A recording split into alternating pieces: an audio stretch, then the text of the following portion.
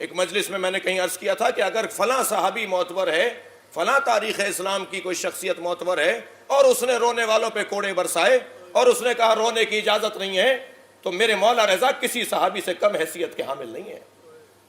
میرے مولا امام صادق کسی بھی صحابی سے کم عالم نہیں ہے. اگر تمہارے کسی صحابی نے رونے والوں کے اوپر کوڑے برسائے ہیں جسے تم معتبر مانتے ہو، تو میں امام جعفر صادق کو معتبر مانتا ہوں، میں امام رضا کو معتبر مانتا ہوں. انہوں نے ہمیں رونے کا حکم دیا ہے. جب تمہارے ہمارے 50 چیزوں میں فرق ہے، رو ہم رہے ہیں، ماتم ہم کر رہے ہیں، کالے کپڑے ہم پہن رہے ہیں، جلوس میں ہم نکلے ہوئے ہیں. پریشانی تمہیں شاید اس لیے ہے کہ لوگ ہماری طرف جذب ہو رہے ہیں، لوگ مجلسوں میں آ رہے ہیں. ورنہ آپ کی مجلس میں تو، آپ کے جلسے کے اندر، آپ کی محفل کے اندر تو گریہ نہیں ہوا. آپ نے تو رونے والوں کو مذاق بنایا، آپ نے تو رونے والوں کے نقلیں اتار اتار کر ان کا تمسخر اڑایا. آپ کی محفلوں میں تو آپ کی ذکر کربلا کے اندر تم مصائب رونے والوں کو روکا جاتا ہے. تو آپ کو پریشانی کیا ہے؟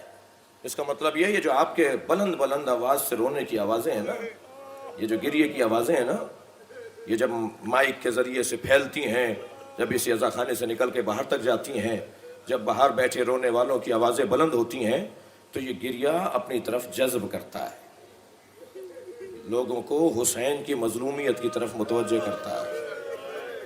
میں کہتا ہوں آج اگر یہ جو گریے کی آوازیں ہیں یہ نہ ہوتی ہیں اگر زینب کو رونے دیا گیا ہوتا. اجرکم اللہ، اجرکم اللہ.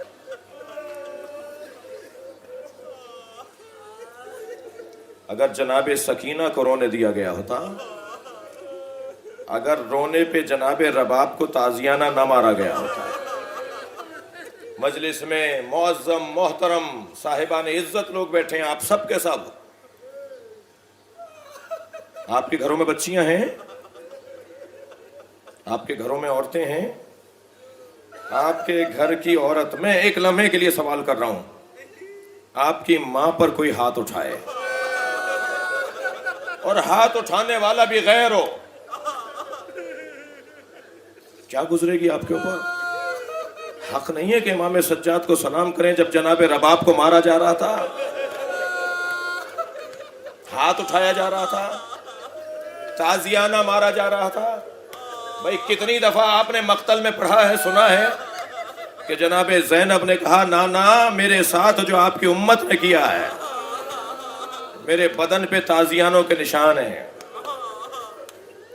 علامہ حافظ کفایت صاحب سے میں نے یہ جملہ سنا کہ جب جناب سکینہ کو غسل دینے کے لیے غسالہ گئی ہے نا، تو روتی ہوئی باہر آئی اور امام سجاد سے کہنے لگی آپ کی بہن کو کیا بیماری تھی؟ اجر و کمال اللہ، اجر و کمال اللہ. آپ کی بہن کو کیا بیماری تھی؟ امام نے فرمایا میری بہن کو کوئی بیماری نہیں تھی. کہا جب میں نے کرتا علیحدہ کیا ہے تو بدن پہ نیلے نشان ہیں. فرمایا یہ میری بہن پہ تعزیانے مارے گئے ہیں. جب دربار اجر و کمال اللہ، تھک کے نہیں روئیں گے، اجر و محرم ہے، حوصلہ کر کے روئیں گے. اجر و کمال اللہ. جب دربار شام میں ایک کرسی پہ بیٹھے ہوئے شخص نے جناب سکینہ کی طرف اشارہ کر کے کہا کہ اس بچی کو کنیزی میں لینا چاہتا ہوں، تو میری بیوی امام سجاد سے لپٹ گئی، بھیا یہ تو سنا تھا کہ اسیر بنائے جائیں گے.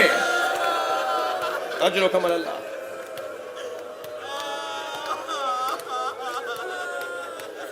چلیے ذرا کربلا. میرے ایک دوست بنارس ہندوستان کے رہنے والے میرے ایک دوست بیان کر رہے تھے کہ ان کے امام بارگاہ سے روز عاشورہ تعزیے کا جلوس نکلتا ہے اور وہ کربلا میں جا کے ختم ہوتا ہے. کہنے لگے جلوس نکلا تو ہم آگے آگے جا رہے تھے تاکہ رستوں کو دیکھ سکیں کہ ہموار ہیں، مناسب ہیں یا نہیں. جلوس ابھی تعزیے کا پیچھے تھا. تو کہنے لگے جب ہم گزرنے لگے تو ایک چوک پر ہم نے سینکڑوں ہزاروں کی تعداد میں ہندو عورتوں کو دیکھا جو دودھ پیتے ہوئے بچوں کو گودیوں میں لیے کھڑی ہیں. وہ کہتے ہیں کہ ہمیں تعجب ہوا کہ آخر یہ مجمع کیوں لگا ہوا ہے. جب برابر سے گزرے تو ایک ہندو عورت نے آواز دے کر کہا بھائی مسلمان لگتے ہو. میں نے کہا ہاں مسلمان ہے. کہنے لگی بتاؤ بابا حسین کا جلوس کب آئے گا؟ میں نے ان سے پوچھا تمہیں بابا حسین کے جلوس کا انتظار کیوں ہے؟ کہنے لگی تمہیں نہیں پتا آج حسین کا بچہ بھوکا مارا گیا. ہم آج اپنے بچوں کو اس وقت تک دودھ نہیں پلاتے جب تک تعزیہ دفنا نہ دیا جائے. سلام بھیجیے جناب رباب کو. اجر و کمال اللہ، اجر و کمال اللہ. ماہ مبارک رمضان میں آپ دعائے ابو حمزہ صومالی کی تلاوت کرتے ہیں. حضرت ابو حمزہ صومالی کہتے ہیں کہ میں واقعہ کربلا کے بعد امام سجاد سے کچھ سوالات پوچھنے کے لیے گیا. کنیز نے مجھے صحن خانہ سے گزار کر حضرت کے حجرے تک پہنچایا. جب میں حضرت کی خدمت میں جا رہا تھا تو میں نے کیا دیکھا؟ دھوپ میں ایک بی بی برقع پہنے بیٹھی ہے. میں نے بہت دیر تک حضرت سے سوالات کیے.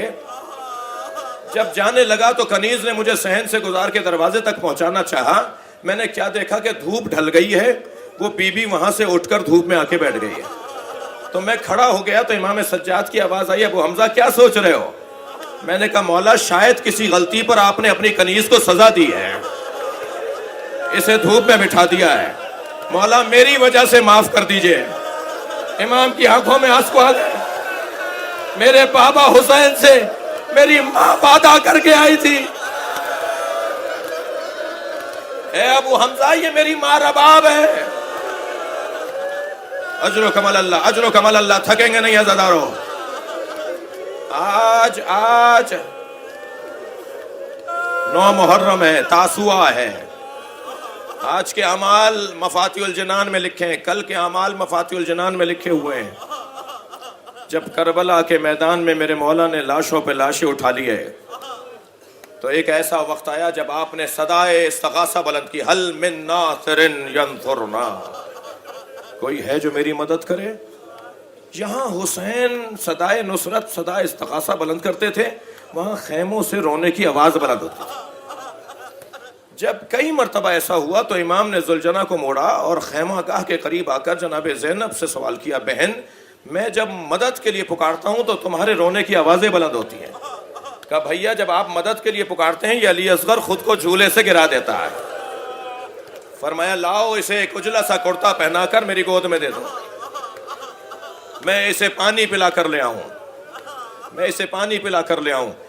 جناب رباب نے ایک اجلا سا کرتا پہنایا اور میر انیس نے مرثیے کے 2 مصروں میں بیت کے بند میں بیت کے اندر لکھا ہے کہ بنا کر شکل مجاہد کی لے چلے شبیر، الٹ دیا علی اصغر کی آستینوں کو. اے رباب تیرا بچہ ایسی قربانی دے گا کہ جیسی قربانی عباس کی نہیں تھی. پہنچے ہیں حضرت علی اصغر کو لے کر میدان کربلا میں. یہ وہی مرحلہ ہے جو امام نے فرمایا سکینہ جب وطن واپس جاؤ میرے شیعوں کو سلام کہنا اور کہنا اس وقت کو یاد ضرور کیا کرو کہ جب تمہارا مولا پانی مانگ رہا تھا. میرے مولا حسین نے دشمن سے پانی مانگا اس بچے کی خاطر. مگر سنیں گے عزادارو، جب دشمن نے پانی نہیں دیا تو امام نے ایک جملہ کہا، اما ترونا کیف یتلذا، دیکھ نہیں رہے مچھلی کی طرح تڑپ رہا ہے، یہ کچھ دیر میں میرا بچہ مر جائے گا، اسے 2 گھونٹ پانی پلا دو. لوگ منہ موڑ موڑ کے رونے لگے. پسر سعد نے حرملہ کو آواز دی، حرملہ اقطع کلام الحسین، حسین کے کلام کو قطع کر دو کہیں انقلاب بپا نہ ہو جائے. ایک تیرے سے شعبہ علی اصغر کے گلے میں آ کے لگا. میرے مولا کا بازو زخمی کیا، علی اصغر کا گلا چھیدا، خون میرے مولا نے چلو میں لے لیا. آسمان کی طرف دیکھا، آواز آسمان ہاتف غیبی آئی، اے حسین کبھی پانی نہیں برسے گا. زمین کی طرف دیکھا، زمین سے آواز آئی کبھی فصلیں نہیں اگیں گی. سنیں گے عزادارو، میرے مولا نے اپنے چہرے پہ علی اصغر کا خون مل لیا اور کہا یا اللہ اسی حالت میں تیری بارگاہ میں آؤں گا. اجر و کمال اللہ. لاشا لے کر میرے مولا چلے ہیں. عجیب بے کسی ہے، عجیب مظلومیت ہے. ایک باپ نے لاشا اٹھایا ہوا ہے، ماں پیچھے پیچھے تسیہ جنازہ کر رہی ہے. ننھی سی قبر کھود کے دفنانا چاہتے ہیں. میں نے مسموعات علماء بزرگ سے سنا ہے کہ ابھی حسین علی اصغر کا لاشا دفنا رہے تھے کہ ایک قاصد کربلا میں داخل ہوا، مجھے حسین کی تلاش ہے، میں مدینے سے خط لے کر آیا ہوں.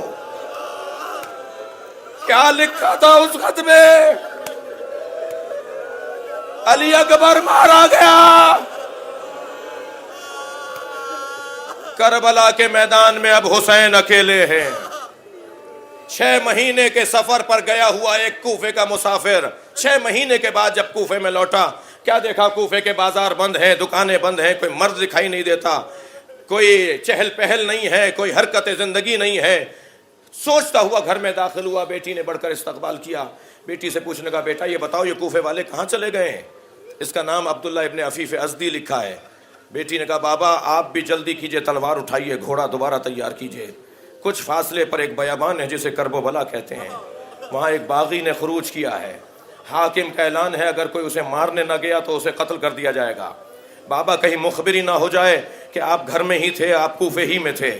عبداللہ کہتا ہے کہ مجھے سمجھ میں نہیں آیا یہ جنگ کیسی ہے، سارے شہر کو زبردستی لے جایا جا رہا ہے، مگر مجھے اپنی جان عزیز تھی، میں نے اپنا گھوڑا پھر تیار کیا، تلوار حمائل کی، میں نکلنے لگا۔ بیٹی نے رخصت کرتے ہوئے کہا، بابا آپ جنگ پر جا رہے ہیں اور جنگوں میں مال غنیمت بھی ملتا ہے، اگر مال غنیمت میں یمنی پتھر مل جائیں، عقیق یمنی مل جائے، میرے لیے ضرور لیتے آئیے گا، میں اپنے گلے کا ہار بنانا چاہتی ہوں، میں زیور بنانا چاہتی ہوں۔ عبداللہ کہتا ہے میں کوفہ سے نکلا، جب میں کربلا پہنچا تو عصر عاشورہ کا وقت تھا، میں نے عجیب منظر دیکھا، 56 سالہ بوڑھا زخمی ہے، جس کا امامہ کھل کے اس کی گردن میں آ چکا ہے، جس پہ سینکڑوں زخم لگ چکے ہیں، مگر اس کا جلال ایسا ہے، جہاں وہ اپنا گھوڑا موڑتا ہے فوجیں بھاگتی بھی نظر آتی ہیں۔ میں نے ایک بھاگتے ہوئے سپاہی سے پوچھا، تم اس اکیلے انسان سے ڈرتے کیوں ہو؟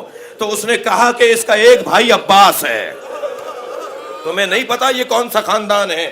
وہ کہتا ہے مجھے پھر سمجھ میں نہیں آیا یہ کون ہے، مگر مجھے اتنا پتا چلا کہ اسے مار دیں گے تو جنگ ٹھنڈی پڑ جائے گی، جنگ تمام ہو جائے گی۔ عبداللہ کہتا ہے میں نے کمین گاہوں سے رستہ لیا اور تلوار کو نکال کے ان کے گھوڑے کے چند ذرا کے فاصلے پر آ گیا، چند ذرا کے فاصلے پر ان کا گھوڑا تھا، میں ان کے پیچھے تھا، میں نے تلوار نکال کے ارادہ کیا کہ کام تمام کر دوں۔ انہوں نے مڑ کر مجھے دیکھا اور کہا، عبداللہ قریب آؤ۔ میں گھبرانے لگا، یہ میرے نام سے مجھے کیسے جانتے ہیں؟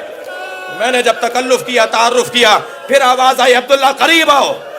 میں گھبرا کر کھڑا ہو گیا، انہوں نے ہاتھ سے انگوٹھی اتاری، کہا یہ عقیق یمنی ہے، اپنی بیٹی کو جا کے دینا اور کہنا میں فاطمہ زہرا کا لال حسین ابن علی ہوں، میں نانا کا دین بچانے کربلا۔ عبداللہ پیروں میں گر گیا، مولا حکم کرے، کہا عبداللہ چلے جاؤ۔ کہا مولا آپ کو چھوڑ کے کیسے جاؤں؟ عبداللہ چلے جاؤ، میری زینب آئے گی، اسے چادریں لا کے دے دے۔